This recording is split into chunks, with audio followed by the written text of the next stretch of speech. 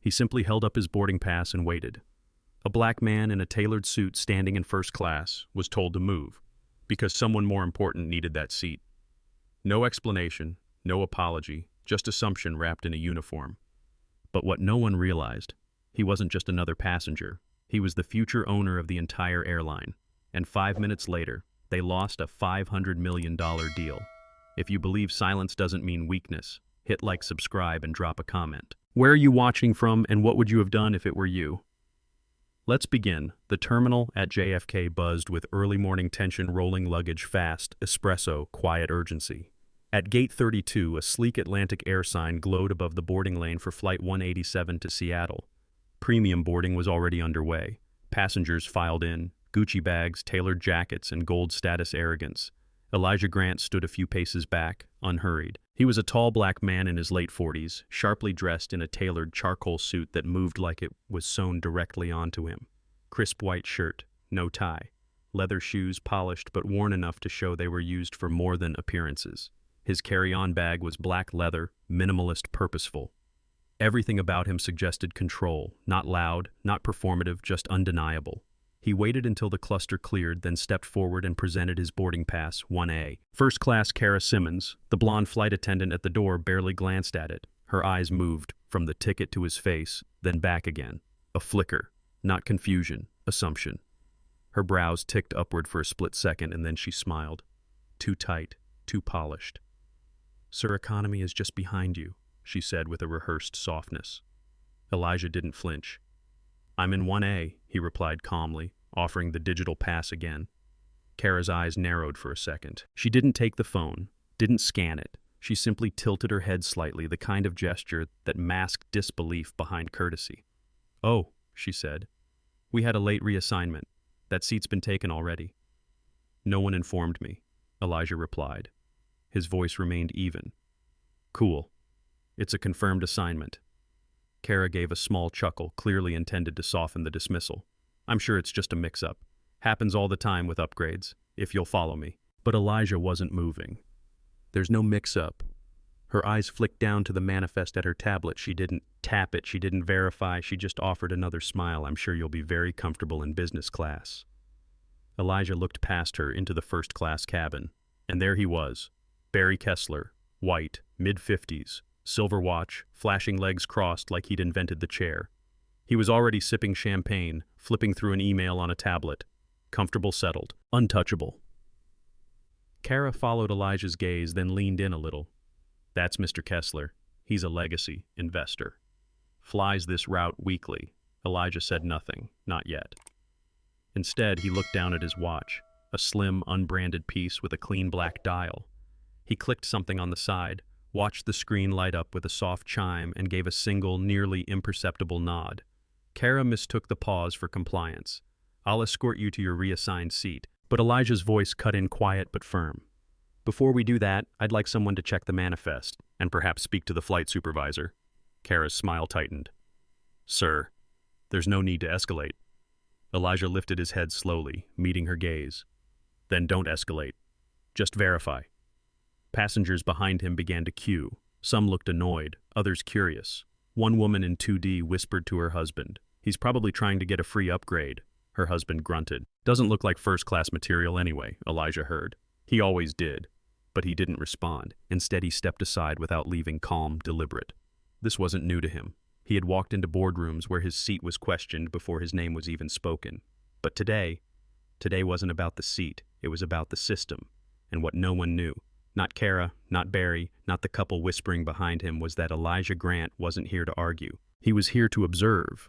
Because 1A wasn't just a number on a ticket. It was the start of a test, and Kara Simmons had just failed the first question. The cabin buzzed with the usual pre-flight tension seat adjustments. Overhead bins clicking shut. The rustle of luxury magazine pages turning lazily. The atmosphere in first class was calm, controlled, and thick with entitlement. Kara Simmons returned tablet in hand, but still unopened. She didn't bother confirming Elijah's booking. She didn't apologize either. "Sir," she said, her voice firm now, less rehearsed and more condescending. "Please, follow me to your new seat, 22B aisle seat economy." There it was. The quiet demotion. Elijah didn't argue. He didn't demand an explanation. He just looked at her for a beat as if waiting for something, a second chance, maybe a flicker of self-awareness. But it never came.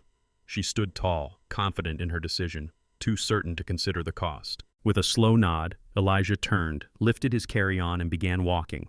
Every step down the aisle cut through layers of watching eyes. Some passengers peeked up briefly from their first-class seats, then returned to their screens or glasses of wine. A few looked longer, curiosity flickering behind practiced indifference. No one asked questions. No one intervened. After all, what's one reassigned seat to a stranger who didn't look the part? As Elijah passed row 3, he caught a glimpse of Barry Kessler laughing softly with Kara. She stood beside his seat like a concierge, her tone warm, her posture relaxed, arms loose, chin tilted upward. She leaned in as Barry spoke, smiling in a way she hadn't when addressing Elijah. That smile wasn't just service, it was familiarity, favor, a nod to the kind of power that didn't require identification. Elijah continued toward economy, weaving through a different class of passenger sleeper hoodies, budget, headphones, tightly gripped coffee cups, no champagne flutes here. When he reached 22B, he paused, set his bag overhead, and lowered himself into the middle seat. The passenger at the window didn't even look up. The aisle seat was still empty. Elijah exhaled, slow, deliberate. Then with a subtle gesture, he reached into the inside pocket of his jacket and pulled out a thin, matte black tablet. He tapped the center of the screen and it lit up instantly. No passcode prompt, just a deep blue interface and a blinking icon labeled Flight 187, Active Oversight. He tapped once. In the corner of the screen, 3 words appeared in sleek silver font. Phase 1. Complete. At that exact moment, Kara returned to the front of the cabin. She handed Barry another napkin and offered him a fresh pour of champagne. Her laugh carried down the aisle like a thread unraveling from an expensive suit. In the galley, a younger flight attendant watched the exchange. His name tag read, Liam West. Barely 23, wide-eyed, hair slightly tousled beneath his cap. He had been watching from the sidelines the entire time. Liam stepped forward and quietly approached Kara, his voice barely above the hum of the engines. "Are you sure that passenger was reassigned properly?" he asked, glancing toward the manifest still unused on her tablet. "I thought the seat in 1A was already locked in." Kara didn't turn around. "Don't worry about it, Liam.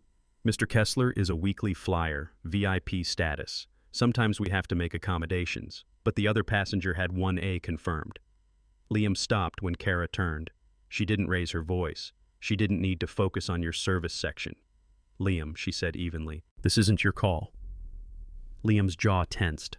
His mouth opened slightly, then closed again. He nodded, stepped back, retreating into the galley like a shadow disappearing beneath fluorescent light. Back in 22B, Elijah had watched it all. He tapped the side of the tablet once more and the screen flicked to a new file. Kara Simmons, logged behavior 2 counts. He added a short note with a flick of his finger, the keystrokes quick and precise. He wasn't just a passenger anymore. He was an architect. And this flight had just entered Phase 2. First class had settled into its usual pre-takeoff rhythm. Soft jazz trickled from invisible speakers. Silver trays clicked gently against armrests, and the low hum of whispered conversation blended into the comfort of exclusivity. But not all whispers were harmless. At the front of the cabin, Barry Kessler leaned slightly across the aisle to speak to a man in 2B, an equally well-groomed executive with salt and pepper hair and a titanium briefcase tucked beneath his seat. Barry's voice was smooth, low enough to seem casual, but loud enough to be heard by those nearby. "Did you see the guy who tried to claim this seat?" he asked with a smirk swirling the last of his champagne. The other man raised an eyebrow. "Wasn't he holding a 1A boarding pass?" Barry chuckled, unconcerned. "Probably one of those loyalty point miracles. You know how they let just anyone in these days?" The man nodded but didn't laugh. He looked out the window, eyebrows furrowing slightly. A few rows behind them, Kara Simmons stood at the front galley pouring another round of drinks for a couple in 3A and 3B. As she turned, she caught Barry's comment and offered a sly smile. "Some people just don't get what this section is for," she said under her breath. Not quite to anyone, but not entirely to herself either. A nearby passenger, a woman in her early 40s in seat 3D, shifted uncomfortably. Her name was Diana Parker, and she had noticed the interaction earlier, the dismissal, the seat reassignment, the way Kara didn't even check the manifest. She glanced toward the galley, then back at Barry, and something inside her shifted. Without a word, she reached for her phone, turned the brightness down low, and opened her camera. With the screen angled discreetly against her lap, she began recording. Not faces, just voices and context. "This doesn't feel right," she whispered to herself. Back in economy Elijah, Grant sat motionless in 22B, his sleek black tablet now tucked into the seatback pocket in front of him. But he wasn't resting. His ears were tuned to every word filtering through the thin curtain separating the cabins. He had heard Barry's comment. Every syllable, and Kara's. Without breaking his posture, he reached for a slim notepad in the inner pocket of his jacket. It wasn't for show. This wasn't theater. This was documentation. He wrote in neat, methodical strokes.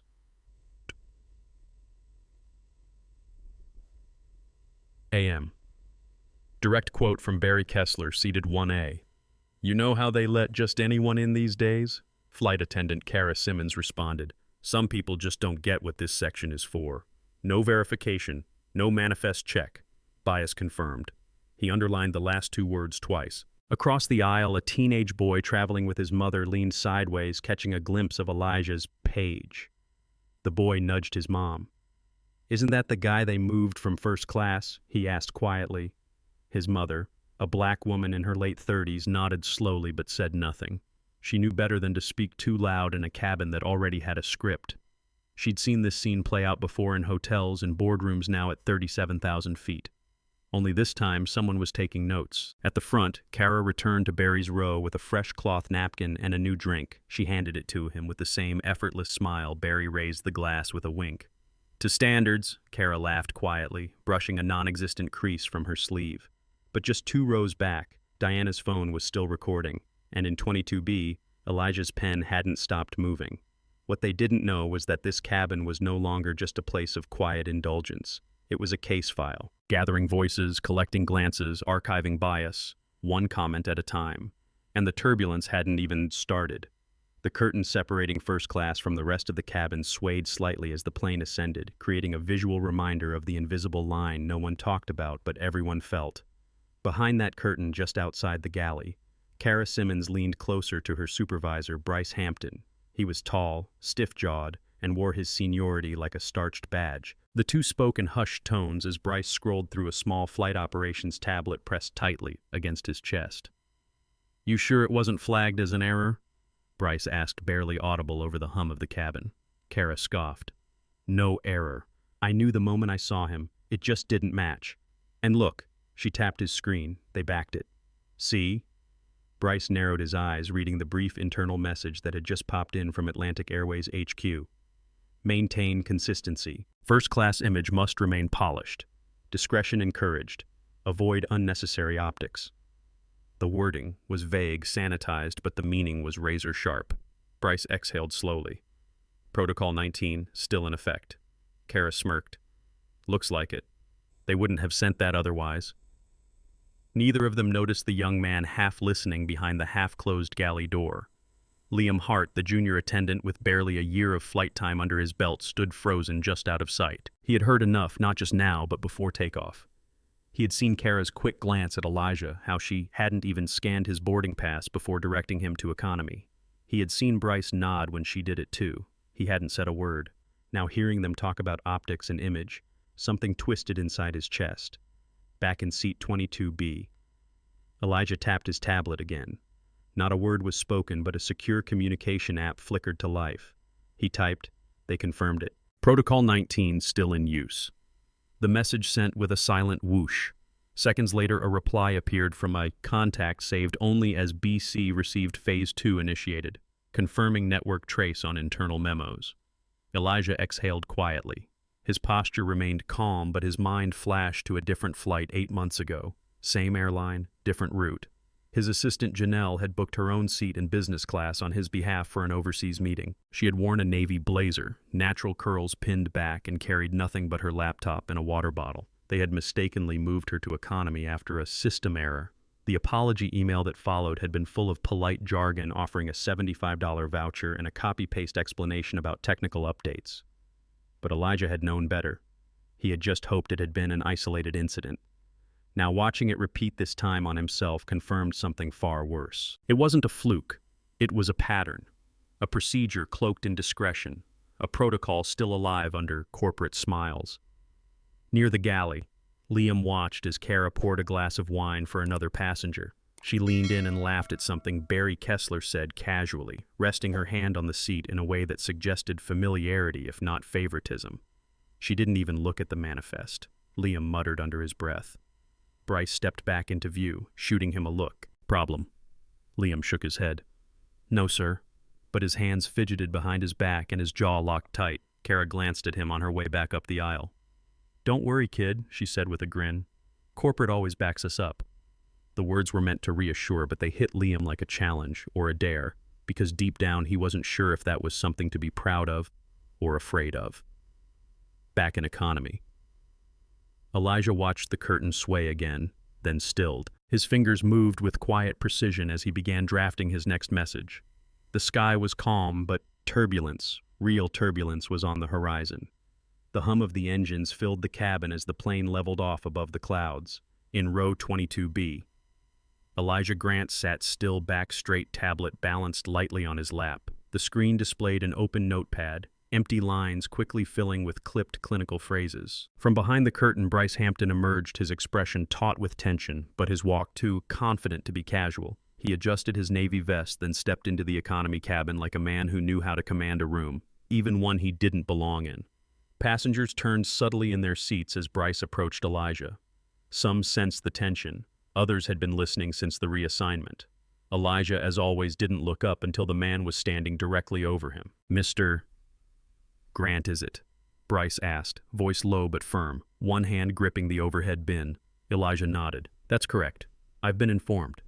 Bryce began that there are reports of discomfort due to your behavior in this section. Elijah raised an eyebrow. Discomfort.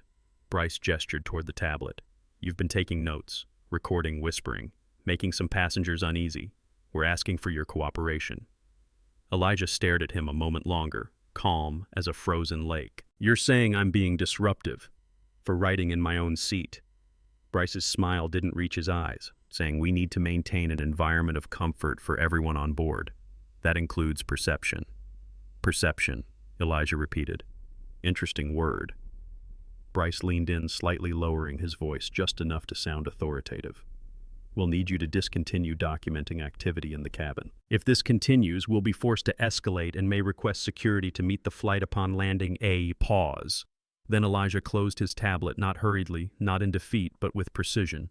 He folded his hands over it and looked up at Bryce.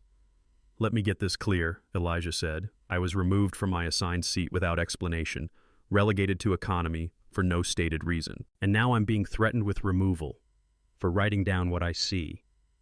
A flicker of uncertainty passed through Bryce's eyes. Elijah's voice remained even unshaken. Is silence now considered a disruption? Mr. Hampton? Bryce hesitated. We're simply asking for cooperation, and I'm cooperating, Elijah replied. But I will not erase my presence to make others comfortable. Proceed however your policies demand. I'll be documenting them. From the galley curtain behind first class, Kara Simmons peeked around the corner, watching the exchange like a spectator at a sport. She thought she'd already won. Her arms were folded, her face unreadable, save for the faintest upward curl at the corner of her mouth. She didn't blink when Bryce glanced her way. He gave the barest nod of acknowledgement. Then he turned back to Elijah. Very well, Bryce said. You've been warned, and I've been patient, Elijah answered. Shall we see which one lasts longer? Bryce's jaw clenched, but he said nothing. He turned and strode back toward first class, the glances of nearby passengers clinging to him like static. Elijah reopened his tablet. He tapped the screen once. Note 42 passenger reassigned without cause. Staff now framing silence and observation as grounds for removal. He paused, then added, Phase 2B, ready monitor crew comms. In seat 24D, the young woman who had been quietly filming since takeoff lowered her phone slightly and looked at Elijah. He met her gaze, gave the faintest nod of acknowledgement, then looked back at his screen. Whatever they thought they were controlling, it was already out of their hands. The escalation had begun, and Elijah wasn't the one losing altitude. At cruising altitude, Flight 714 should have been gliding towards Seattle with nothing more pressing than dinner service and reclined seats. But in the cockpit, a new directive came through, a secure rerouting order from operations due to onboard passenger incident divert to Denver International for precautionary resolution. The captain frowned.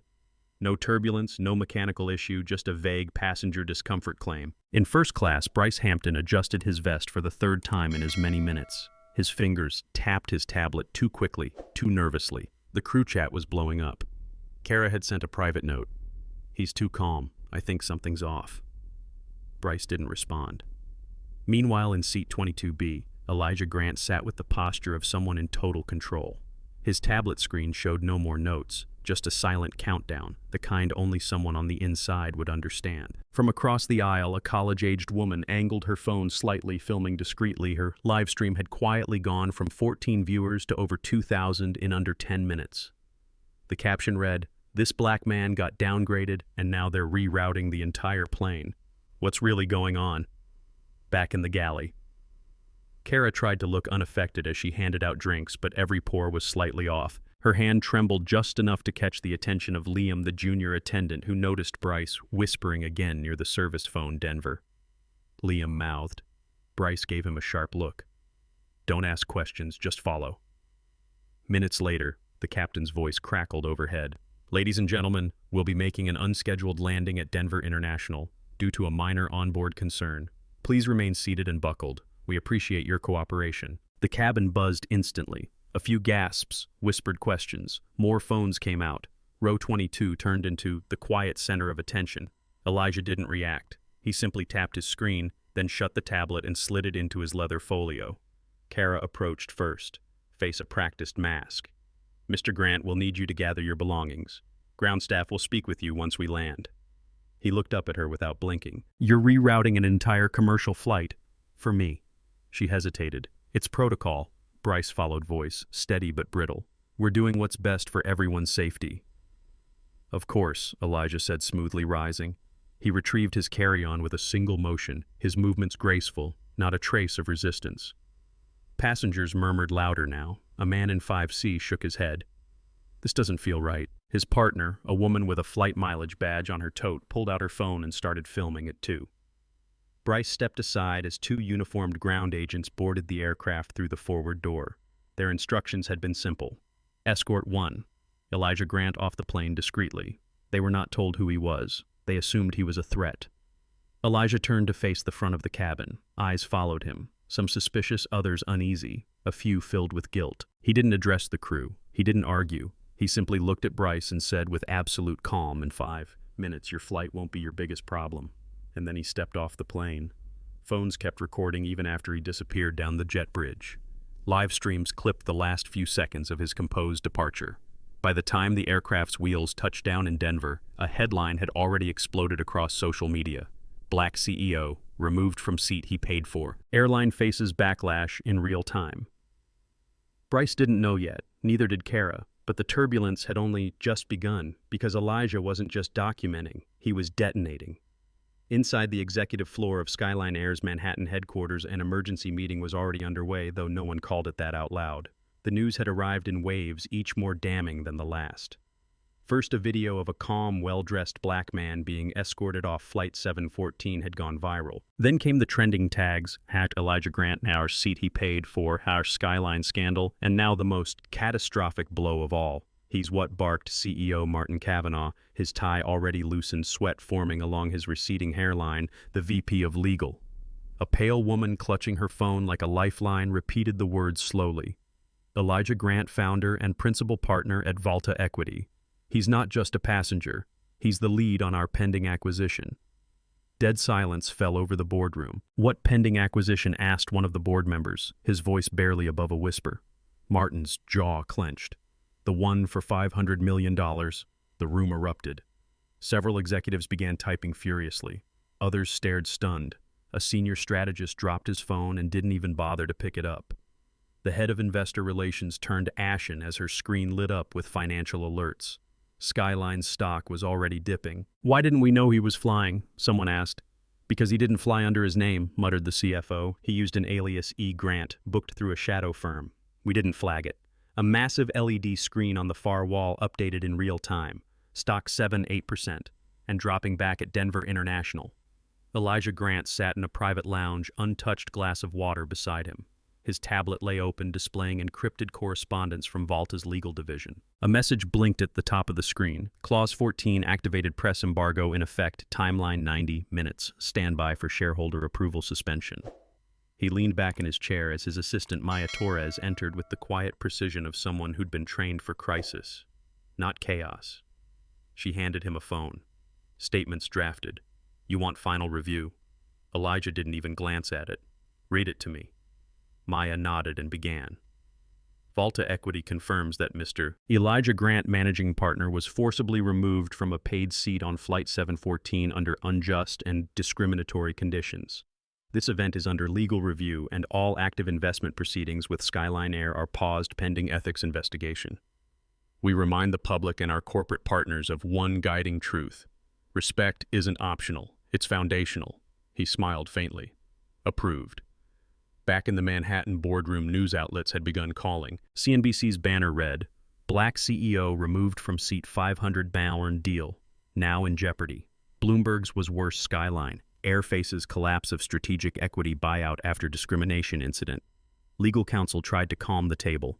We can still salvage this issue an apology. Re-invite him to HQ. No. Maya's face appeared suddenly on every screen in the room. A press conference had gone live. Volta Equity will not tolerate performative gestures, she said, poised at a podium. This wasn't a mistake. It was a culture. Mr. Grant didn't board that flight to be served. He boarded to observe. And what he found was exclusion, masked as policy. At HQ, Martin sank into his seat.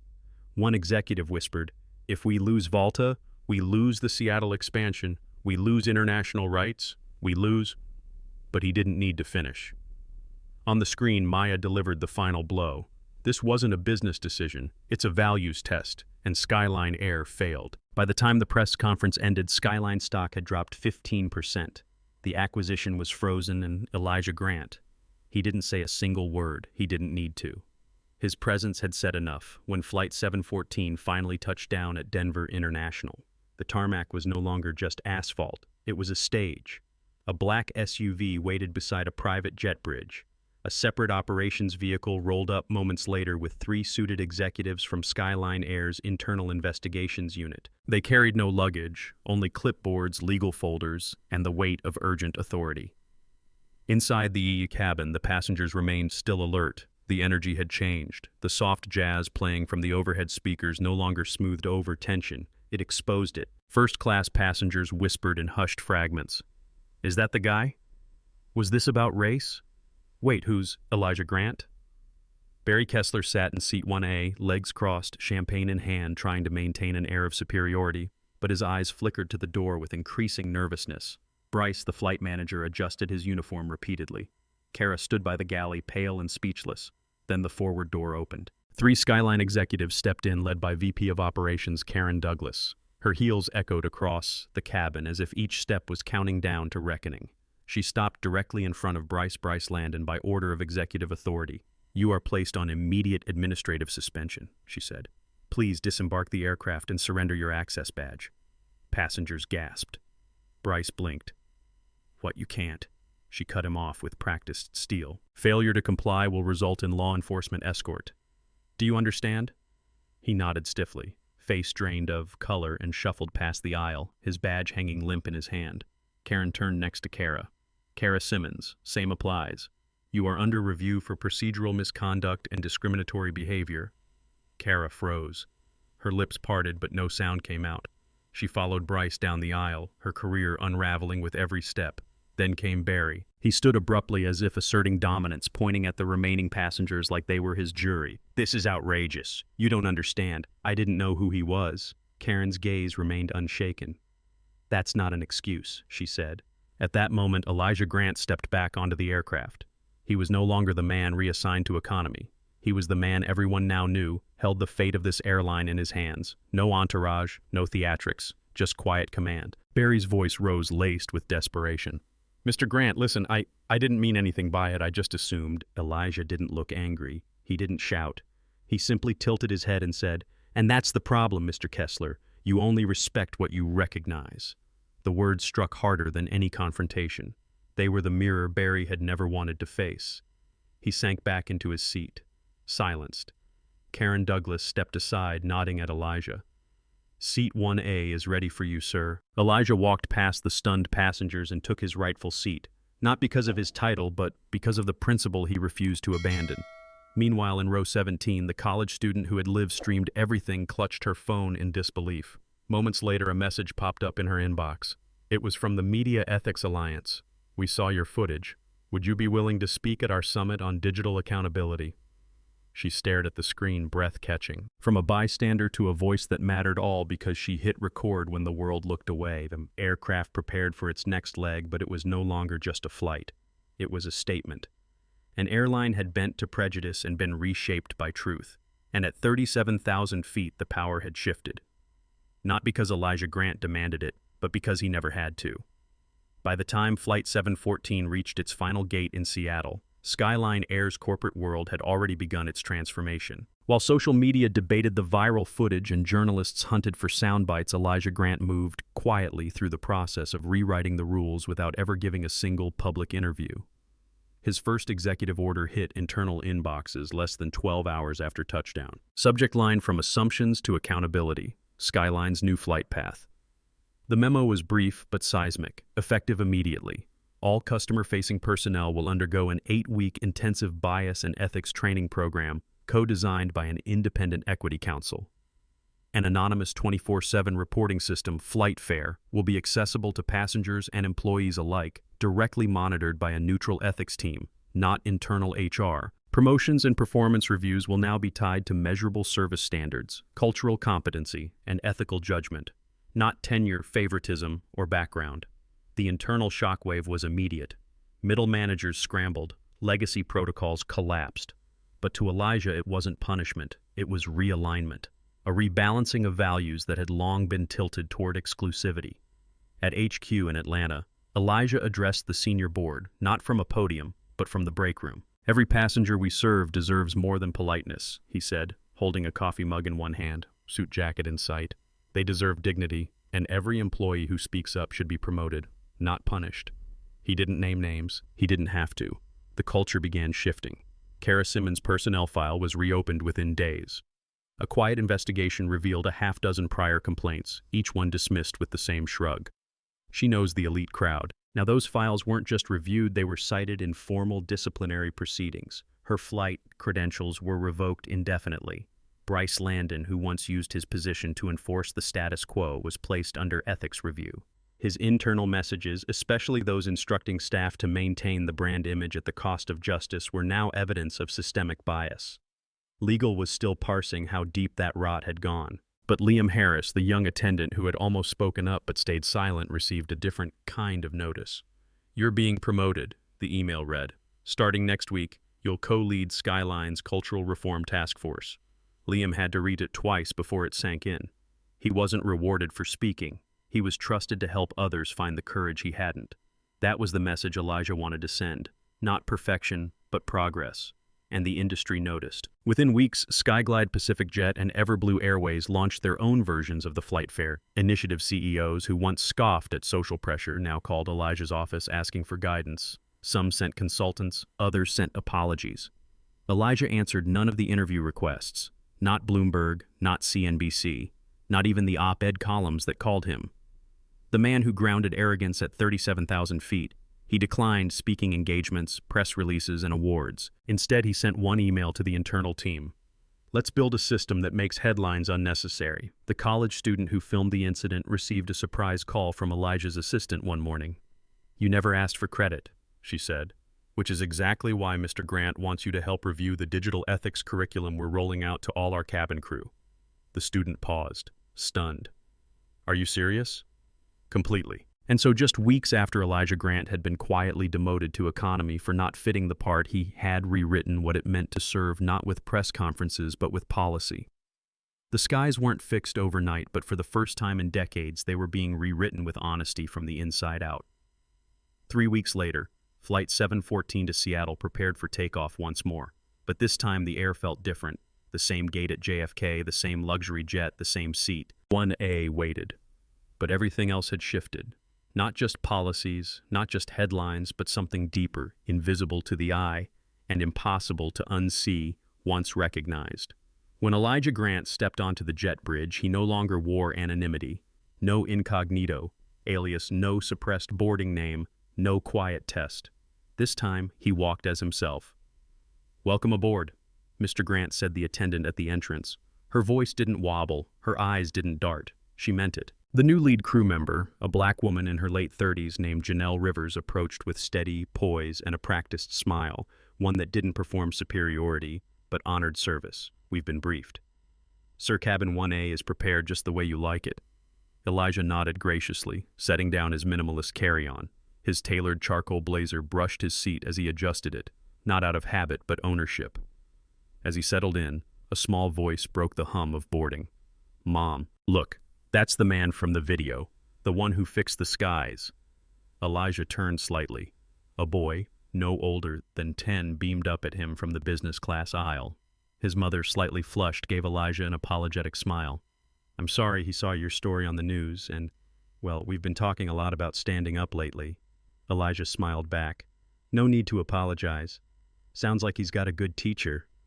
The boy grinned wider. "I told my class you made it, so we all get treated the same now."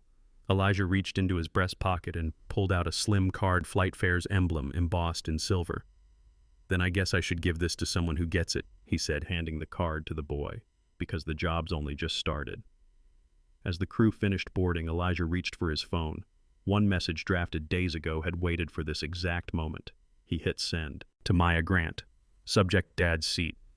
"You don't have to raise your voice to change the rules. You just have to stand long enough, clear enough until silence has nowhere to hide. Always choose to stand, Dad." He closed the phone and leaned back into his seat. No champagne was served prematurely. No assumptions were made. No voices behind curtains murmured about who fit and who didn't. Instead, across every cabin section, a new script played out. Subtle, respectful, real. The flight attendant Liam, now in new uniform stripes and a leadership badge, walked through first class with confidence. He didn't glance nervously. He greeted Elijah with warmth and dignity. No weight in his shoulders, just readiness. Elijah accepted a glass of sparkling water, not to toast, but to witness. Out the window, the morning sun kissed the tarmac. A shadow of the plane stretched forward, the same way Elijah had stretched ahead of the moment that once tried to shrink him. Behind him, headlines had quieted. The trending hashtags had faded. But the infrastructure he rebuilt, brick by silent brick, stood firm. A company had been exposed. An industry had been nudged. A culture had been rewritten. And in 1A, the seat they once said didn't belong to him. Elijah Grant didn't sit in triumph. He sat in legacy. He didn't lose a seat. He rebuilt the system that denied him one. If this story moved you, please like, comment, and subscribe for more powerful narratives that challenge injustice and inspire change. This wasn't just about a seat. It was about the assumptions we make and the systems we silently accept. It shows us that casual bias can carry catastrophic costs, while calm dignity can shift entire industries. It reminds us that prejudice still lives quietly in boardrooms, in uniforms, in everyday service, and that too often people are judged not by what they've earned, but by what others expect them to look like.